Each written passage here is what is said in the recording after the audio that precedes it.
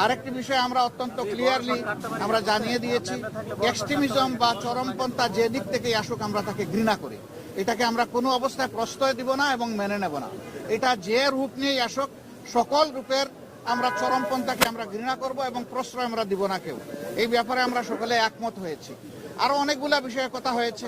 আমাদের দেশের ভাবমূর্তি নষ্ট যারা করছে তাদেরকে বুঝানো যে তোমরা আমাদের প্রতিবেশী, আমরা যদি ভালো থাকি তোমরাও ভালো থাকবা, আমরা ভালো না থাকলে তোমরা ভালো থাকবা কেমনে। এই বিষয়গুলো তো আসবে, অবভিয়াসলি আসবে। তো সেই বিষয়গুলো নিয়েও আলোচনা হয়েছে। আমরা আশা করছি জাতি ঐক্যবদ্ধভাবে ইনশাআল্লাহ আগামী দিনের সকল চ্যালেঞ্জ মোকাবেলা করে আমরা চূড়ান্ত সফলতার দিকে এগিয়ে যাব। চূড়ান্ত সফলতা অর্জন না হওয়া পর্যন্ত আমাদের ঐক্য অটুট এবং মজবুত থাকবে। চূড়ান্ত সফলতা এসে যাওয়ার পরেও প্রিয় দেশের জন্য আমরা ঐক্যবদ্ধ থাকবো। আপনাদের সকলকে ধন্যবাদ। আসসালামু আলাইকুম। নির্বাচন নিয়ে ছোটখাটো কথা হলো, এটা নিয়ে কোনো